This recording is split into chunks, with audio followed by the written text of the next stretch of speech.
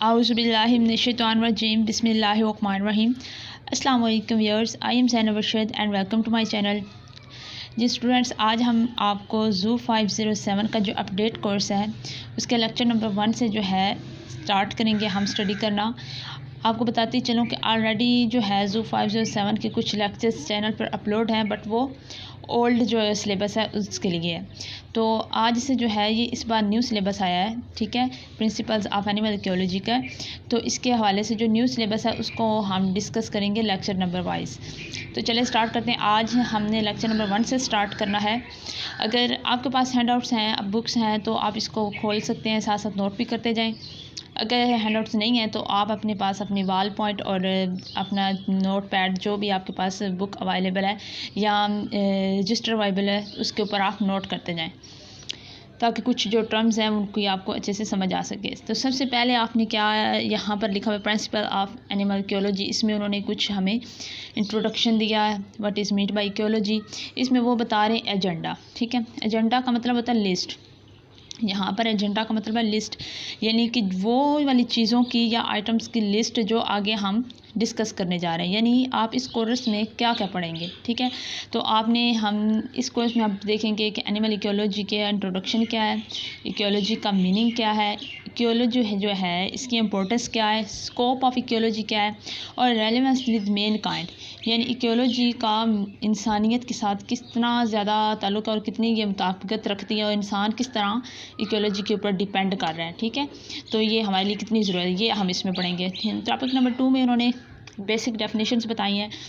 यहाँ से आपका शॉर्ट क्वेश्चन बन सकता है डिफाइन इकोलॉजी, और एमसीक्यूज़ भी यहाँ से बन सकता है कि इकोलॉजी किस वर्ड से निकली है, ठीक है, या इसका मीनिंग क्या है। तो बहुत ही आसान है। इकोलॉजी बेसिकली 2 वर्ड्स का मजमू है, एक इको, ठीक है, दूसरी है प्लस लोगी। जो यहाँ पर इको है ये ग्रीक वर्ड से निकला हुआ है, और कॉस, ठीक है, उसका मीनिंग होता है हाउस, हाउस यानी रहने की जगह, प्लेस ऑफ, ठीक है, टू लिव, एंड इन्वायरमेंट उसे हम बोल सकते हैं। लाइगोस मीनिंग होता है स्टडी ऑफ, तो इसका मतलब क्या है, इन्वायरमेंट की स्टडी। तो इकोलॉजी किसको हम कहते हैं, किसी भी इन्वायरमेंट की जिसमें उसके जानदार और बेजान दोनों जो मामले हैं वो शामिल हो जाते हैं, उसको हम स्टडी करने को इकोलॉजी कहते हैं। तो अगर हम इसको ब्रॉड पॉइंट ऑफ व्यू से देखें तो क्या है, ecology is the scientific study है। किस किस की साइंटिफिक स्टडी है, इंटरेक्शंस की between organism and their environment. यहाँ से आपको बताते चलिए ऑर्गेनिज्म में क्या क्या आ जाता है। हर वो चीज़ जो जिंदा है उसे हम ऑर्गेनिज्म कहते हैं, जिसमें हम ह्यूमन्स हैं, ठीक है, एनिमल्स हैं और प्लांट्स हैं, बैक्टीरिया हैं, इनको हम ऑर्गेनिज्म में क्लासिफाइड करते हैं।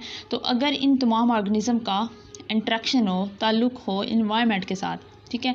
देखिए आप बहुत सारी चीज़ें हैं, इंसान डिपेंड करता है अपने इर्द गिर्द की माहौलियात की चीज़ों पे, जो बेजान भी हो सकती हैं और जानदार भी हो सकती हैं। तो इसकी की स्टडी को, इसी रिलेशनशिप इंटरेक्शन की जो स्टडी है इसको हम इकोलॉजी करेंगे।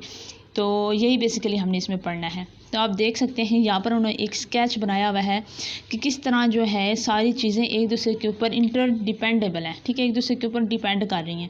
हम इंसान जो है अपनी ज़रूरियात और अपनी सहूलियात के लिए बेजान चीज़ों पे डिपेंड करते हैं, ठीक है, और उन्हें अपनी इस्तेमाल के लिए, अपनी जो है ज़रूरियात के लिए इस्तेमाल करते हैं। नेक्स्ट हमारे पास इसकी 2 जो है इकोलॉजी की आगे एग्ज़ाम है, टाइप्स हैं, उनको हम यहाँ पे डेफिनेशन देख लेते हैं। एक है ऑटो इकोलॉजी, एक है सिंकियोलॉजी। सिंपली आपने इनकी डेफिनेशन याद रखनी है, ये आपके पेपर में शॉर्ट क्वेश्चन भी आ सकता है, ठीक है, और इसका एमसीक्यूज़ में भी पूछा जा सकता है कि auto ecology is defined as, यहाँ पे साइकोलॉजी इज़ डिफाइंड एज। तो जो होती है हमारे पास ऑटो इकोलॉजी, ये क्या है, individuals life history behaviour adaptation to environment. एक सिंगल जो स्पीशीज़ है, ठीक है, आपको पता है ना तमाम स्पीशीज़ के मेंबर सेम खसूसियात रखते हैं। जैसे ह्यूमन स्पीशीज़ है, हम तमाम ह्यूमन एक जैसे ही हैं, ठीक है, हम एक जैसी हमारी अडेप्टेशंस हैं, वक्त के साथ साथ हम अडेप्ट करते गए।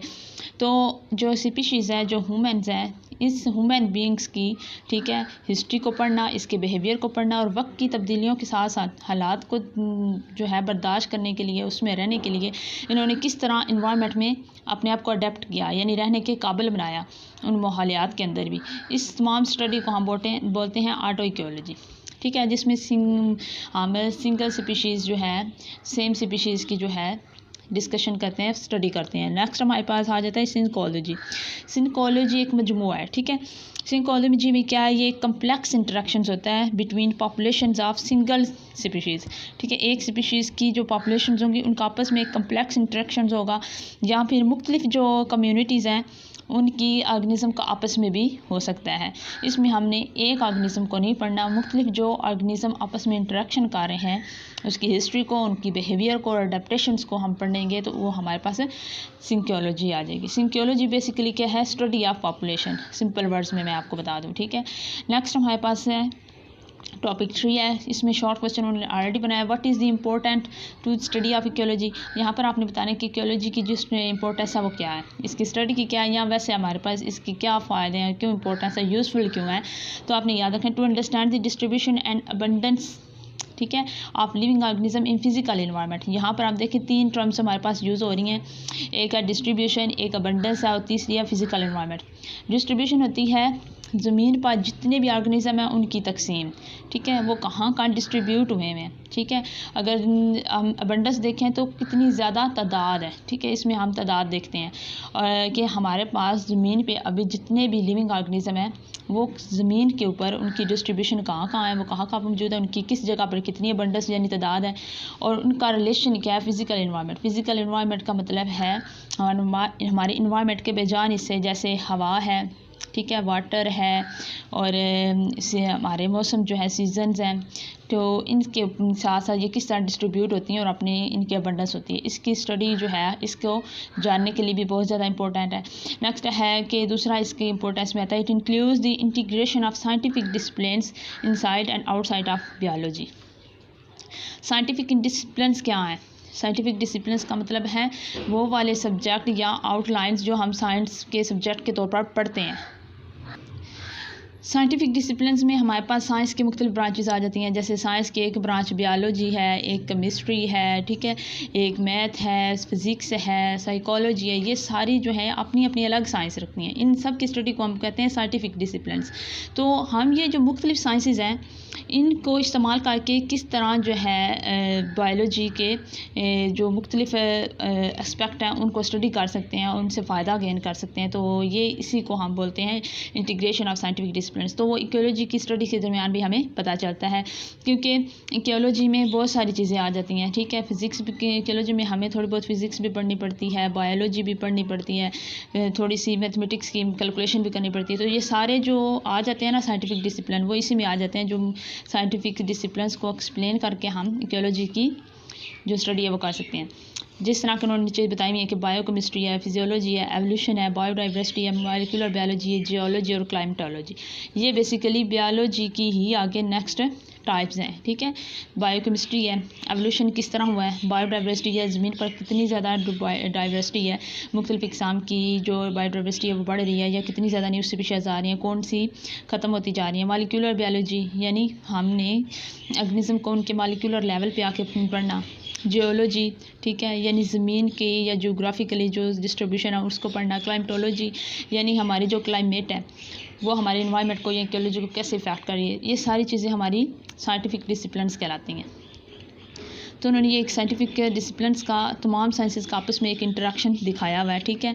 क्लाइमेटोलॉजी का भी और जिस जो हमारी जियोलॉजी है इसको आपस में इंटरेक्शन दिखाया हुआ है कि किस तरह ये आपस में डिपेंड करती हैं। जैसे सोलर से सिस्टम से, सूरज से जो है शुआएँ आती हैं, यहाँ से जो ज़मीन है तो ज़मीन पे जो प्लांट्स वगैरह होते हैं वो ट्रांसपायरेशन करते हैं, वाटर को वेपोरेट कर देते हैं, और इस तरह जो ऑर्गेनिज़म हैं या प्लांट्स हैं वो सूरज की रोशनी से खुराक भी बनाते हैं। तो ये आपस का मुख्तलिफ इनका आपस में इंटरेक्शन है, तो इसमें मुख्तलिफ साइंसेस इन्वॉल्व हैं जो कि एक दूसरे से इंटरेक्शन कर रही हैं।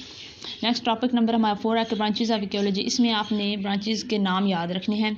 इधर डेफिनेशन नहीं लिखी हुई तो मैं डेफिनेशन नहीं बताऊंगी, जहाँ जहाँ इन ब्रांचेस का आगे नेक्स्ट बात होगी वहाँ पर मैं इनकी डेफिनेशन बताती जाऊँगी, आपने वहाँ से नोट करते जाना है। अप्लाइड इकोलॉजी है सबसे पहले ब्रांच, इसमें हम क्या कहते हैं इंक्लूड एग्रो इकोलॉजी, यानी एग्रो इकोलॉजी का मतलब ये है कि इन्वायरमेंट के अंदर हवा जो है उसका जो प्रेशर है, तनासब है, रेशो है, उसको डिस्कस करना, उसके इफ़ेक्ट के और मॉइस्चर पे बात करना, ठीक है। दूसरी कंजर्वेशन बायोलॉजी है। सिमिलरली ये किस चीज़ों को हमारी चीज़ें जो हैं बेजान चीज़ें कंजर्व रहती हैं under the physical environmental factors and chemical environmental factors. Biogeochemistry है, बायोजियोग्राफी है, ये बहुत आसान सी हैं, ये सारी इकोलॉजी को ही डिस्कस करती हैं, मुख्तलिफ इसके एस्पेक्ट को, तो इसकी ये ब्रांचेस कहलाती हैं। कंजर्वेशन बायोलॉजी, इकोलॉजिकल सक्सेशन और इवोल्यूशनरी। यहाँ से बस आपने इनकी ब्रांचेस के नाम याद रखने, ये 2 नंबर का या 3 नंबर का क्वेश्चन आपका पेपर में आ सकता है। फंक्शनल इकोलॉजी है, ग्लोबल इकोलॉजी है, मैरीन इकोलॉजी है, ठीक है। मैरीन जिस तरह हम टेरेस्ट्रियल इकोलॉजी पढ़ते हैं, ज़मीन पर रहने वाले जानदार और इनका इंट्रैक्शंस पढ़ते हैं, ऐसे ही हम पानी के अंदर और मैरीन के अंदर रहने वाले जो जानदार हैं उनका आपस में उसके माहौल के साथ इंट्रैक्शन पढ़ते हैं, तो उसे हम बोलते हैं marine ecology and fresh water ecology. Microbial ecology, paleoecology और restoration ecology, soil ecology, urban ecology. तो ये हर चीज़ की जो है एक केमिस्ट्री कह रहे इकोलॉजी की गली है जिसको हमने स्टडी करना है। टॉपिक नंबर 5 है रेलेवेंस टू मेन काइंड, यानी इकोलॉजी को जो है एंड इन्वायरमेंट है उसके ऊपर इंसान कितना ज़्यादा डिपेंड कर रहा है, ये कौन सी इकोलॉजी इन्वायरमेंट इंसान से मुताबिकत रखता है जिसमें वो रह सकता है, ठीक है। देखिए ना, शुरू में क्या होता था कि जो लोग होते थे उनके पास वो इतने सिविलाइज्ड नहीं थे, ठीक है, उनकी इतनी ज़्यादा तहजीब नहीं थी, वो इतने एजुकेट नहीं थे, वो जंगलात में रहते थे और जंगलात की जो है पत्ते वगैरह को यूज़ करके अपना जिस्म भी ढाँप लेते थे, ठीक है। तो उस वक्त वो इतनी आगाही नहीं थी, तो जैसे जैसे माहौल चेंज हुआ इंसानों ने माहौल के मुताबिक अपने आप को रहने के लिए काबिल बना लिया, तो इसे कहते हैं रेलेवेंस टू मेन काइंड, यानी किस तरह इंसान की उसके इन्वायरमेंट के ऊपर मुताबिकत है, वो किस तरह उसके साथ डिपेंड कर रहा है, किस तरह वो उसके बगैर नहीं रह सकता। तो the more you know about the past, जितना ज़्यादा आप पास्ट के मतलब जानते होंगे, better you prepare for future, आप उतने ज़्यादा फ्यूचर के मतलब अपने आप को प्रिपेयर कर लेंगे। इसका मतलब क्या है, ये आप थोड़ी ह्यूमन की हिस्ट्री बताने जा रहे हैं यहाँ पे कि स्टार्ट ऑफ सिविलाइजेशन की स्टार्ट ऑफ कहाँ से हुआ, यानी ह्यूमन कहाँ से ओरिजिनेट हुए। जब ह्यूमन ओरिजिनेट हुए तो वो जितने आज हम डेवलप्ड हैं, सिविलाइज्ड हैं, ऐसे हम सिविलाइज्ड और महज़ब नहीं थे, हमें बहुत सारी चीज़ों का नॉलेज नहीं था। उस वक्त इंसान जानवरों की तरह जाहिल कहलाया जाता था। Pure environment depends on nature, उस वक्त बिल्कुल प्योर इन्वायरमेंट था। प्योर इन्वायरमेंट का मतलब ये है कि आज तो हम मुख्तलिफ केमिकली इन्वायरमेंट में रह रहे हैं, ठीक है। तो उस वक्त कोई केमिकली हम कोई चीज़ यूज़ नहीं करते थे, कोई मशीनें यूज़ नहीं करते, कोई इक्विपमेंट नहीं यूज़ करते थे। नेचुरल जो इन्वायरमेंट की चीज़ें अवेलेबल होती थी उसको इस्तेमाल करके हम अपना गुजार करते थे। तो हम क्या बेसिकली उस वक्त क्या कर रहे थे, नेचर यानी फितरी कुदरती तौर पर जो चीज़ें पैदा की गई थी उनके ऊपर ही डिपेंड कर रहे थे। नेक्स्ट फिर ऐसा ऐसा लोगों ने क्या किया, यूज़ ऑफ फायर, ठीक है। उन्होंने आग का इस्तेमाल करना शुरू किया, आग से चीज़ें बनानी शुरू की, आग के इस्तेमाल से उन्होंने खाना पकाना शुरू किया। जैसे जैसे उन्हें थोड़ी बहुत माहौल के मुताबिक रहते हुए आगाही हासिल हुई, उन्होंने मुख्तलिफ टूल्स बनाने शुरू कर दिए ताकि टूल्स बना के वो अपने इर्द गिर्द के माहौल को मॉडिफाई कर सके। मॉडिफाई करने का मतलब यह है कि इस काबिल बना सके कि वो इसमें एडजस्ट होकर रह सकें, ठीक है। फिर आहिस्ता आहिस्ता टेक्नोलॉजी जो है उसमें एडवांस होती गई और नेचुरल आइटम्स जो हैं उनको इस्तेमालात कम होते गए। फिर एंड पे इस सब का रिज़ल्ट अभी क्या है, माहौल की पोल्यूशन है, ठीक है। जैसे जैसे हम जितने एडवांस होते जा रहे हैं, टेक्नोलॉजी यूज़ करते जा रहे हैं, नेचुरल चीज़ें ख़त्म होती जा रही हैं और पोल्यूशन ज़्यादा होती जा रही है। यहाँ पर उन्होंने एक हमारा एवोल्यूशन दिखाया हुआ है कि हम ज़मीन पर जब आया था इंसान तो वो सबसे पहले क्या था, प्री हिस्ट्री की वो बात कर रहे हैं, ठीक है। तो उस वक्त वो एक हंटर था, वो शिकार था, जस्ट उसे बस अपने आप को ज़िंदा रखने के लिए दूसरों को मार के खाना पड़ता था, शिकारी था वो। उसके बाद वो आस्ता आस्ता ग्रोवर हुआ, ठीक है। उसने क्या किया, न्यू चीज़ें दरियाफ्त करनी शुरू की, उनके ऊपर जो चीज़ उनके सामने आती थी वो उस पर थोड़ा सोचते थे, गौर करते थे और उसको अपने फ़ायदे के लिए इस्तेमाल करते थे। तो वो ज़्यादा हंटिंग से बेहतर उनको ये काम लगा। फिर आया वेरियर, ठीक है, वो मुख्तलिफ फूड्स को ग्राउ करवाना शुरू कर दिया, उन्होंने खेती बाड़ी का काम शुरू किया। फिर उसके बाद आया क्राफ्ट मैन, इसने क्या किया, मुख्तलिफ जो जगह थी उनको साफ़ किया, वहाँ पर छोटे छोटे एरियाज़ कस्बे या सिटीज़ कैले बनाने शुरू किए। एक्सप्लोरर था, इसने क्या किया, प्लंडरिंग वाला काम किया, ठीक है, लैंड्स को साफ़ किया, वहाँ पर उसको रहने के काबिल किया। इस तरह आहिस्ता आहिस्ता इन्होंने लैंड्स को ख़रीदना शुरू कर दिया और उसको बेचने का काम शुरू किया, यानी कारोबार इन्होंने बिज़नेस शुरू कर दिया। उसके बाद मशीनें आ गई, इन्होंने मशीनें बनाना शुरू कर दी, मशीनें बनाकर अपनी जगह मशीनों को बैठा दिया और मशीनों के ज़रिए काम करवाने लगे। नेक्स्ट इन्होंने इलेक्ट्रिकली थिंग्स बनाई, ठीक है, इलेक्ट्रिकली यानी बिजली की दरियाफ़्त की, इन्होंने इलेक्ट्रिकली चीज़ें दरियाफ़्त करके अपने काम को और आसान बनाया। ऑयल ड्रिलर्स, ऑयल को ज़मीन से निकालने वाली, ज़मीन को खोद कर ऑयल निकालने वाली फैक्ट्रीज़ बनाई गई, ठीक है, सनतकारी की गई, जिसकी वजह से जो है ये सारा फ़ायदा तो इंसानों को दे रहा था, साथ साथ जो है हमारी नेचुरल जो प्रोडक्ट हैं जो कुदरती तौर पर हमें अवेलेबल थे वो ख़त्म भी होते जा रहे थे और पोल्यूशन भी पैदा हो जाती। नेक्स्ट है कोऑपरेटिव एग्जीक्यूटिव, यानी जो है जो छोटी छोटी फैक्ट्रीज थी वो बड़े बड़े कॉरपोरेशन में चेंज होनी शुरू हो गई, बड़े बड़े उससे हमने प्रॉफिट कमाने शुरू कर दिया। एंड पे क्या हो गया कि ये फाइनेंशियल बन गया, ठीक है। फाइनेंशियल का मतलब ये है कि हर बंदा जो है आहिस्ता आहिस्ता ग्रो कर रहा है, अपना अपना बिजनेस बना रहा है, और हर जो है स्टार्ट अप फाउंडर, ठीक है, making useful things faster than corporation. फिर उन्होंने कॉरपोरेशन से अलग होके, यानी पहले वो छोटे छोटे कारोबार बनाते थे, फिर उन्होंने मिल के कारोबार किए और तरक्की की, फिर ऐसा ऐसा वो अलग इंडिविजुअली अपना अपना एक कारोबार बना के बहुत ज़्यादा ग्रो कर रहे हैं, यानी बहुत ज़्यादा तरक्की होगी। तो ये एक उन्होंने रेलेवेंस बताई थी कि जैसे जैसे वो आता गया, माहौलियाती भी तब्दीलियाँ आती गई, उसने अपना अपना वैल्यूशन किया, अपने आप को मॉडिफाई किया और माहौल के अंदर रेलेवेंस होकर रहने के काबिल बताया। नेक्स्ट हमारे पास आ जाता है कि हिस्ट्री ऑफ इकोलॉजी क्या है। हिस्ट्री में हमारे पास 2 फ़िलासफ़र आते हैं जो कि मुख्तलिफ़ इक़साम के फ़िलासफ़र, यहाँ पर सब फ़िलासफ़र्स की जो नेम है वो आपने याद रखनी है कि किस फ़िलासफ़र ने कौन सा काम किया। ये शॉर्ट क्वेश्चन में भी पूछा जा सकता है और MCQs में भी मोस्ट इंपॉर्टेंट मस्ट पूछा जाएगा, आपके क्विज़ेस में भी और आपके पेपर्स में भी, कि एरिस्टोटल ने क्या काम किया था, जर्मन बायोलॉजिस्ट अर्नेस्ट हैकेल ने किस सन में कौन सा काम किया था, या फिर इकोलॉजी का वर्ड जो फर्स्ट है यूज़ किसने किया था, या इकोलॉजी का वर्ड किसने दरियाफ़्त किया था, किस सन में किया था, इस तरह करके इकोलॉजी के ऊपर बुक किसने पहले लिखी, काम किसने स्टार्ट किया, वगैरह वगैरह। ये सारी चीज़ें जो हैं MCQs के लिए हैं और इनके नेम आपने याद रखना है।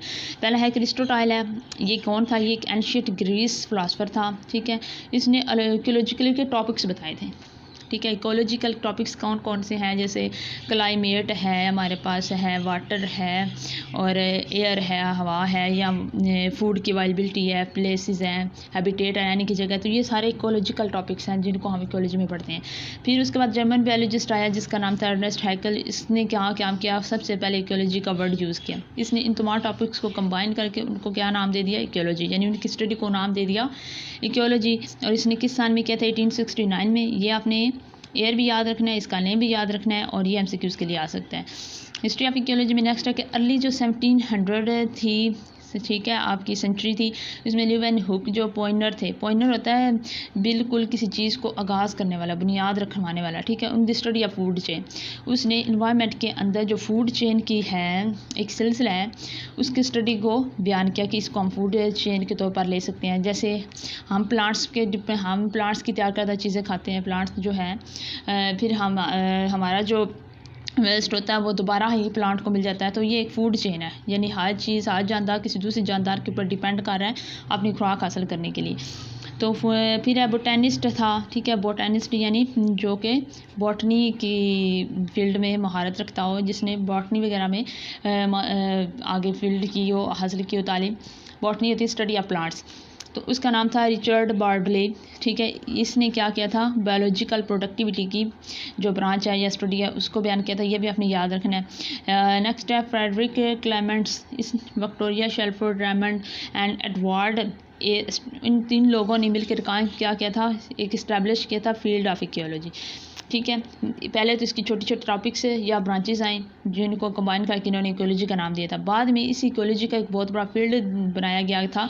किसने बनाया था, 3 लोगों ने बनाया था, इनके नाम याद रखना। किस ईयर में बनाया था, 1868 से 1968 से 1970 तक, ठीक है। और इसके अलावा इन्होंने क्या दी थी, पिक्चर ऑफ अर्थ पोल्यूशन। इसी ईयर में इन्होंने एक बता दिया था कि अर्थ की जो पोल्यूशन है वो कितनी ज़्यादा इस ईयर में बढ़ रही है या कम हो रही है।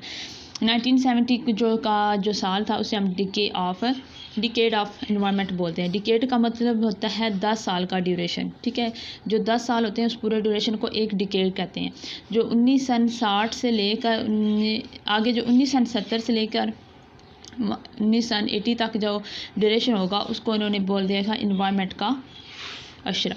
नेक्स्ट है हिस्ट्री ऑफ इकोलॉजी में कि 22 अप्रैल 1970 में फर्स्ट अर्थ डे मनाया गया था। ये अपने मोस्ट इंपॉर्टेंट है, याद रखना MCQs के। 1980s और 1990 में ये जो डिके था 10 साल का ड्यूरेशन था, इसमें इन्वायरमेंटल इश्यूज थे उनको डिस्कस किया गया with political point of view से। तो नेक्स्ट टॉपिक नंबर जो है हमारे पास 7 है, ये मैं अब नेक्स्ट लेक्चर में डिस्कस करूँगी, क्योंकि अभी ये वीडियो लंबी हो जाएगी। आपका कोई भी क्वेश्चन हो तो आप वीडियो की डिस्क्रिप्शन में कमेंट करके पूछ सकते हैं। आज की वीडियो के लिए इतना ही, मुझे दीजिए इजाज़त। अल्लाह हाफिज़।